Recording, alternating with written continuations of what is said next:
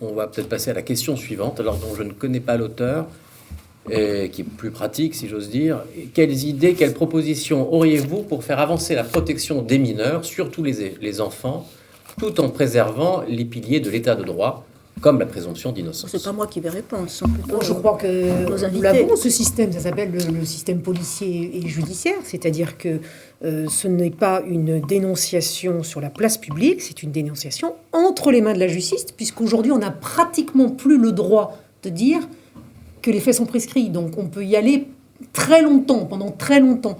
Donc je crois que dès lors qu'on a connaissance, ou que l'on est dans un lieu, dans une famille par exemple, où des faits sont commis, eh bien il faut les confier au service de police, qui les confie à la justice, et faire confiance à la justice.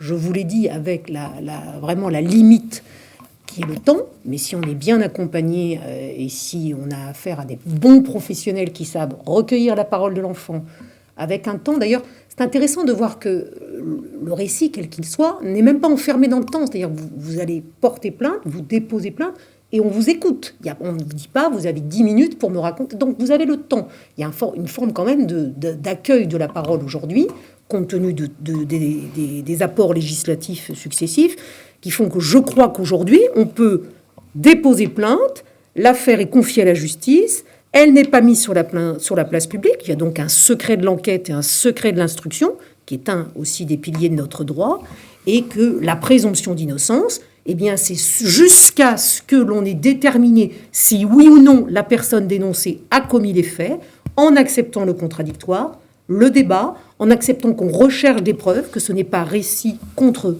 récit, si je puis dire, et qu'on avance. C'est comme ça. Mais je sais bien que c'est un monde d'avant, celui du débat, celui de la poursuite de la recherche de la preuve, de la recherche de la vérité. Je sais bien que pour les magistrats, c'est très compliqué de tenir ce discours aujourd'hui, puisque c'est un discours de raison, de temps long et de confrontation. Aujourd'hui, malheureusement, avec le mouvement MeToo, on assiste à un processus qui refuse le débat. C'est à celui qui parle le plus fort, vous l'avez dit, et c'est à celui qui aura la parole en dernier. Donc c'est très compliqué de revenir à ce que je dis, qui est le b.a.-ba démocratique.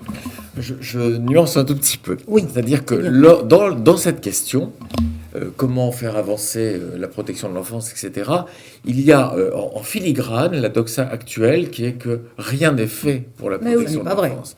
Ce qui est insensé, mais c'est diffusé actuellement partout. Deuxièmement, c'est que ça ne se passe pas toujours au pénal.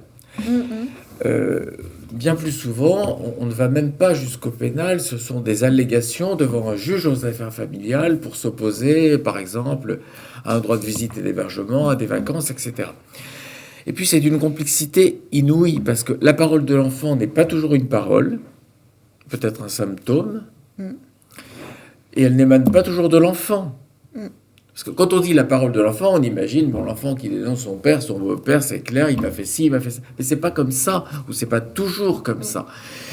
Que faire devant une mère qui dit, écoutez, c'est pas compliqué, quand je la récupère le dimanche soir, elle est dévastée, elle est en larmes, c'est atroce, l'institutrice le voit le lendemain, et jusqu'au mercredi, elle n'est pas bien.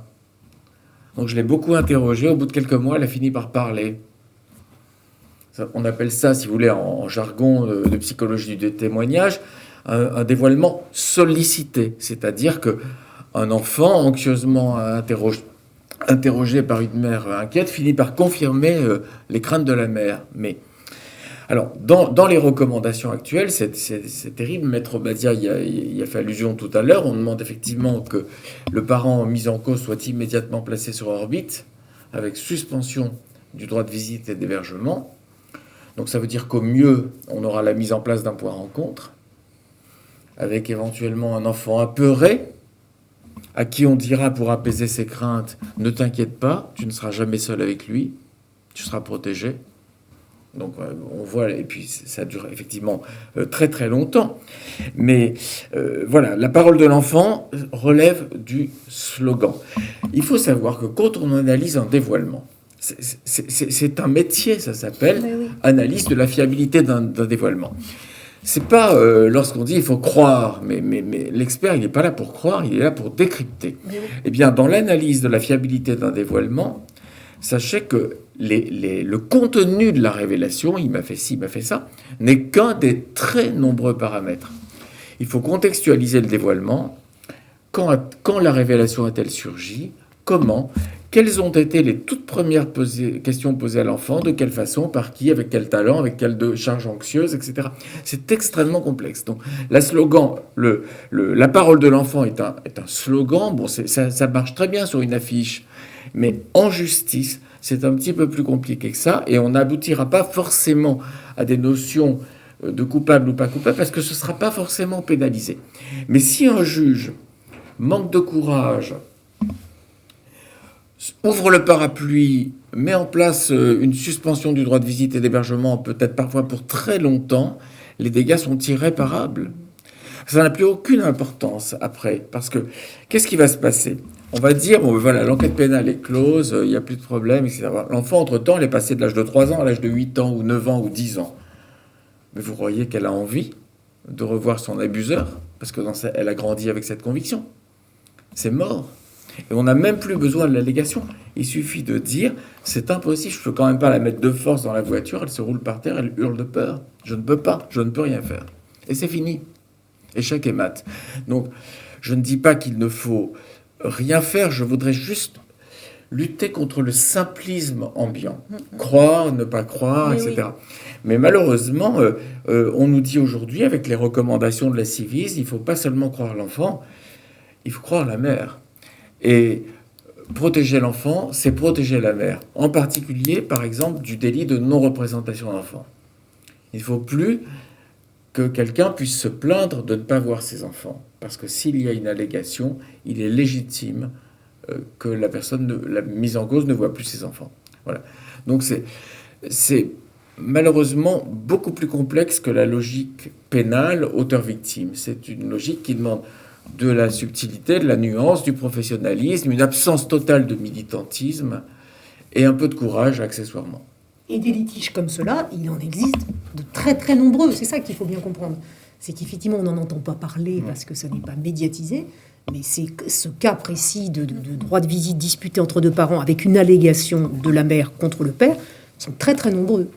Mais est-ce que vous entendez la parole de ceux qui disent que les personnels dans l'institution judiciaire ne sont pas bien formés, qu'ils ne savent pas pour accueillir la parole, qu'il y aurait des progrès à faire sur ce plan-là? D'abord, plusieurs choses à dire. La première chose, de dire que l'institution judiciaire est patriarcale, ça me paraît quand même hautement critiquable et hautement discutable, puisqu'elle est majoritairement féminine. Alors, j'ai bien compris qu'on dit aussi que les magistrates sont elles-mêmes, déformées et qu'elles ont une vision du code pénal napoléonienne, si je puis dire. Que donc, elles ne peuvent pas aider les victimes à accoucher de la parole. Et dire que la parole des victimes est mal recueillie, il y a bien sûr des incidents. Je pense à Mérignac, il y a quelques mois, où effectivement, au commissariat, on n'a pas bien compris que c'était le même auteur et qu'elle était en danger, et elle en est morte. Ça peut arriver. Mais enfin, aujourd'hui, globalement, je dis bien globalement, quand on est accompagné par un avocat ou par une association, on est entendu sur une plainte. Donc dire que tout est claquemuré, que personne ne veut entendre parler de la plainte d'une future victime, ce n'est pas exact. On peut toujours améliorer, mais attention, parce qu'après on peut verser aussi dans un professionnalisme qui consiste à poser toujours les mêmes questions, à avoir des situations très stéréotypées. Moi, j'ai plein de procédures où je vois bien que les policiers ont été formés, mais vraiment de façon, alors êtes-vous dépendante financièrement de lui? Pouvez-vous sortir sans lui demander l'autorisation? Bon, c'est pas très éloquent sur les faits ou pas dans la manière dont ils seront jugés, vous voyez. Donc ça peut être aussi à côté de la plaque. Alors par contre, des policiers formés à l'interrogatoire d'enfants, oui. Sincèrement, c'est admirable et ils sont meilleurs que bien des pédopsychiatres. Parce qu'ils ont un mode d'interrogatoire standardisé. J'ai visionné beaucoup de ces auditions. C'est remarquable et il y a peu de psychiatres qui sont capables de faire la même chose, à la condition qu'ils aient été formés.